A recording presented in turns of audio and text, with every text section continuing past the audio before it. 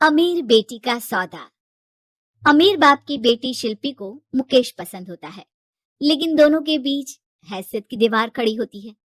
और फिर कहीं नौकरी कर लो ना, क्या हमेशा ये लोहे की सलाखों के पीछे भागते रहते हो? कितनी मेहनत करते हो।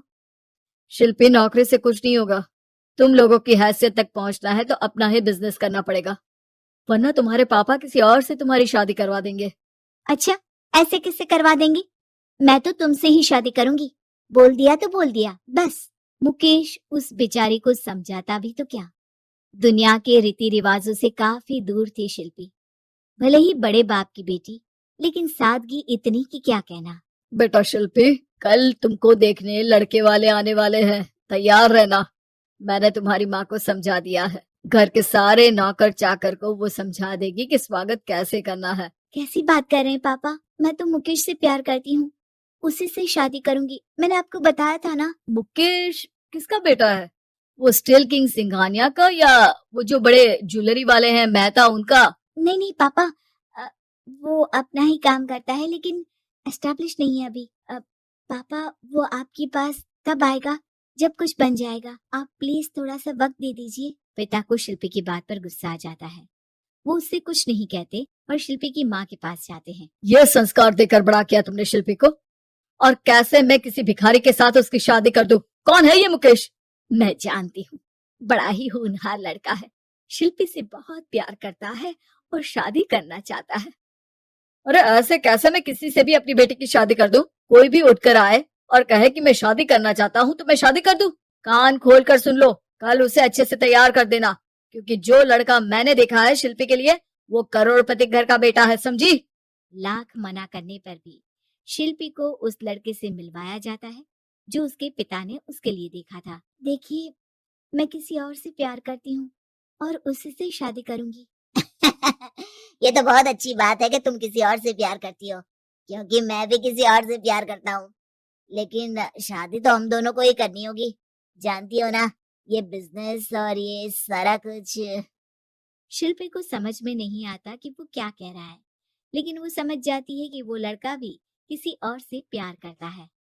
पिताजी, वो भी कह रहा था कि वो किसी और से प्यार करता है। हाँ तो करने दो ना, हमने तो नहीं रोका। तुम अपना देखो, शादी के लिए हाँ कर गया है वो। लेकिन क्यों? अरे वो और मैं दोनों ही एक दूसरे से प्यार नहीं करते, फिर शादी क्यों कर ले? पापा, एक बार सिर्फ मेरे कहने पर आप मुकेश से मिल ले। पिता शिल्पी के कहने पर फॉर्मेलिटी के लिए ही सही, लेकिन मुकेश को घर बुला लेते हैं। देखो, ज्यादा वक्त नहीं दे पाऊंगा। ये बताओ कि शादी के बाद कहाँ रखोगे उसे? 2 कमरे के मकान में? नहीं सर, मैंने 2 साल के बाद का सारा प्लान कर लिया है। मैंने आयरन इंडस्ट्री खड़ी करने के लिए पूरा ब्लूप्रिंट तैयार किया है। मेरी खुद की जगह है दादाजी की। बस थोड़ा फंड का अरेंजमेंट हो जाता तो काम शुरू कर देता। अच्छा, मतलब तुम यहाँ फंड रेज करने आए हो? मुकेश समझ जाता है कि उसके पिता शिल्पी की शादी उससे कराने के मूड में नहीं है। फंड आप कभी दे भी नहीं पाएंगे मुझे तो सिर्फ शिल्पी चाहिए। मैं उसके बिना नहीं रह सकता सर। मैं उसे बहुत खुश रखूंगा। वो तो हर पति का धर्म होता है। वो तो मैं किसी से भी उसकी शादी करा दूं, वो उसे खुशी रखेगा। लेकिन देखो, मैं ज्यादा बात को घुमाना नहीं चाहता। वो बड़े घर की लड़की है, उसे काम काज की आदत नहीं। अभी वो समझ नहीं रही, लेकिन तुम तो समझो। मैं किसी भी हालत में शिल्पी की शादी तुमसे नहीं करवा सकता।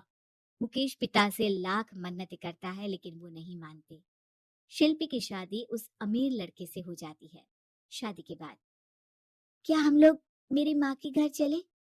मुझे उन लोगों की बहुत याद आ रही है। हाँ हाँ, जाओ जाओ। वैसे भी आज मैं अपनी गर्लफ्रेंड के साथ मसूरी जा रहा हूँ, तुम जा सकती हो। कैसी बात कर रहे हैं? अब हम लोगों की शादी हो गई है, आप कैसे किसी और लड़की के साथ जा सकते हैं? अरे मैंने तो तुम्हें शादी के पहले ही बता दिया था कि मेरी कुछ गर्लफ्रेंड्स है। अब प्लीज ये टिपिकल बीवी वाला रोना धोना शुरू मत कर देना।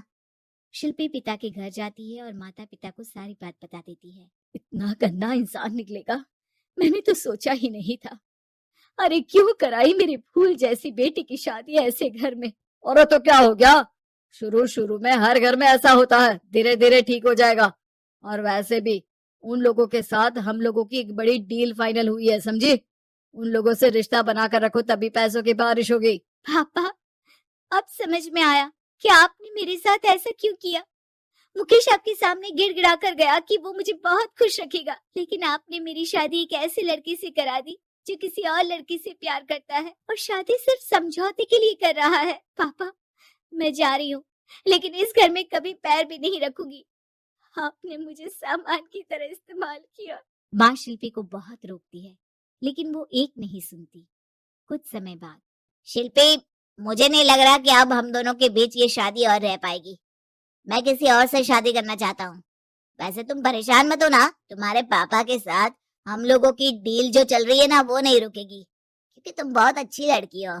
ठीक है, मैं जा रही हूँ, तलाक के पेपर में साइन करके।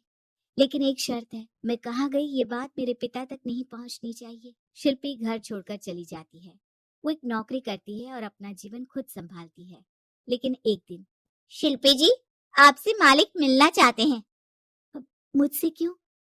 शिल्पी मालिक के कमरे में जाती है, जहाँ सामने मुकेश होता है। अरे आप, आपको देखकर बहुत खुशी हुई, बहुत बड़े आदमी बन गए। थैंक्स, पर तुम्हें नौकरी करने की क्या जरूरत पड़ गई? मैंने तो सोचा भी नहीं था कि तुम मेरी शिल्पी होगी। तभी वहां शिल्पी के पिता आ जाते हैं। शिल्पी, तुम्हारे बारे में माँ से पता चला। घर चलो बेटा, मुझे माफ कर दो। मुकेश, मैं यहाँ अपनी कंपनी के काम के लिए आया हूँ। तुम्हारी कंपनी की डील अगर हमें नहीं मिली तो हम बर्बाद हो जाएंगे। वैसे अब तुम चाहो तो शिल्पी की शादी मैं तुमसे कराने को तैयार हूँ। बस करिए पापा, ये क्या सौदा लगा रखा है आपने? जिस कंपनी से आपकी डील हो, अपनी बेटी की शादी उसी के घर करा देते हैं।